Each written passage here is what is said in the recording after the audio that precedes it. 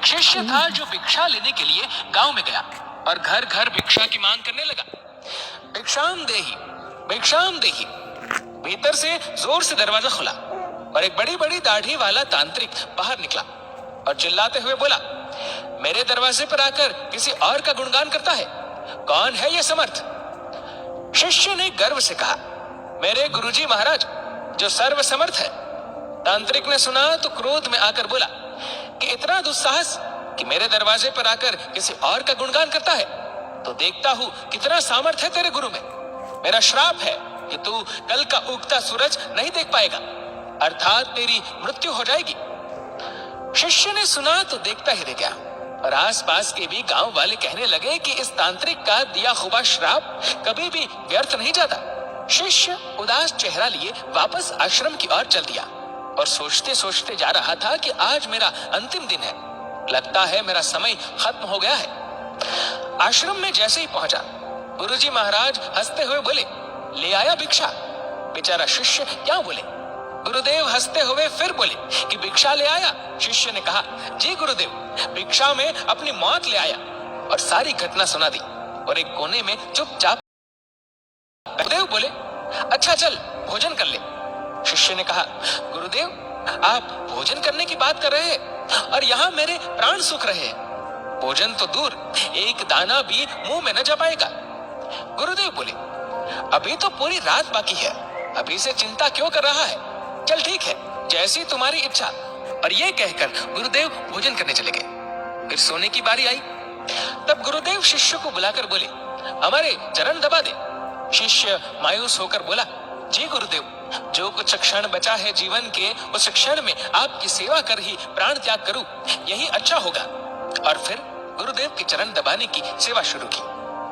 गुरुदेव बोले, चाहे जो भी हो, चरण छोड़कर मत जाना कहीं। शिष्य ने कहा, जी गुरुदेव, कहीं नहीं जाऊंगा। गुरुदेव ने अपने शब्दों को 3 बार दोहराए कि चरण मत छोड़ना, चाहे जो हो जाए। ये कहकर गुरुदेव सो गए। शिष्य पूरी श्रद्धा भावना से चरण दबाने लगा। रात्रि का पहला पहर बीतने को था। अब तांत्रिक अपने श्राप को पूरा करने के लिए एक देवी को भेजा जो धन से भरी थी, सोने चांदी हीरे मोती से भरी थी। शिष्य चरण दबा रहा था, तभी दरवाजे पर वो देवी प्रकट हुई और कहने लगी कि इधर आओ और ये सोने चांदी से भरा ये पात्र ले लो। शिष्य भी बोला, जी मुझे लेने में कोई परेशानी नहीं है, लेकिन क्षमा करें, मैं वहां पर आकर नहीं ले सकता हूँ। अगर आपको देना ही है तो यहाँ पर आकर दे दीजिए। वो देवी सुनी तो कहने लगी कि नहीं नहीं, तुम्हें यहाँ आना होगा, देखो कितना सारा है। शिष्य बोला, नहीं, अगर देना है तो यहीं आ जाइए। तांत्रिक अपना पहला पासा असफल देख दूसरा पासा फेंका। रात्रि का दूसरा पहर बीतने को था। शिष्य गुरु महाराज जी के चरण दबाने की सेवा कर रहा था। तांत्रिक ने इस बार मारने के लिए उस शिष्य की मां का रूप बनाकर भेजा। शिष्य गुरु के चरण दबा रहा था, तभी दरवाजे पर आवाज आई, बेटा तुम कैसे हो? शिष्य ने अपनी मां को देखा तो सोचने लगा, अच्छा हुआ जो मां के दर्शन हो गए, मरते वक्त मां से भी मिल ले। वो औरत जो मां के रूप धारण की थी बोली, आओ बेटा गले से लगा लो, बहुत दिन हो गए तुमसे मिले। शिष्य बोला, क्षमा करना मां, लेकिन मैं वहां नहीं आ सकता क्योंकि अभी गुरु चरण की सेवा कर रहा हूँ। मुझे भी आपसे गले लगना है, इसलिए आप यहीं आ जाओ। फिर वो औरत देखी कि चाल काम नहीं आ रही है तो चली गई। रात्रि का तीसरा पहर बीता और इस बार तांत्रिक ने यमदूत रूप वाला राक्षस भेजा। राक्षस पहुंचकर शिष्य से बोला कि चल तुझे लेने आया हूं, तेरी मृत्यु आ गई है, उठ और चल। शिष्य भी चिल्लाकर बोला, काल हो महाकाल, मैं नहीं आने वाला। अगर मेरी मृत्यु आई है तो यहीं आकर ले जाओ मुझे, लेकिन गुरु के चरण नहीं छोड़ूंगा, बस। फिर राक्षस भी चला गया। सुबह हुई, चिड़िया अपने घोंसले से निकलकर चहचहाने लगी, सूरज भी उदय हो गया।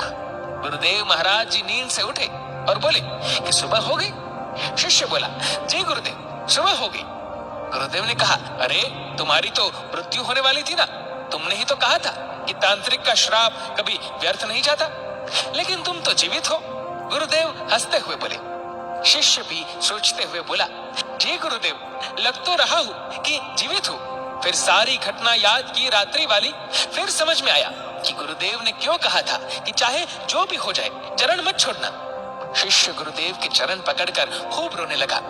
बार बार यही कह रहा था, जिसके सर पर आप जैसे गुरु का हाथ हो उसे काल भी कुछ नहीं कर सकता है। गुरु की आज्ञा पर जो शिष्य चलता है उससे तो स्वयं मौत भी आने से एक बार नहीं अनेक बार सूझती है।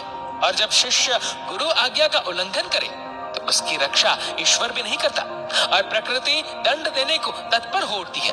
स्वयं भगवान श्री कृष्ण गुरु की आज्ञा सिर पर ले चले, स्वयं प्रभु राम गुरु की आज्ञा पर चले। सद्गुरु में ही सामर्थ्य है कि वो प्रकृति के नियम को बदल सकते हैं जो ईश्वर भी नहीं बदल सकते हैं, क्योंकि ईश्वर भी प्रकृति के नियम से बंधे होते हैं, लेकिन सद्गुरु नहीं।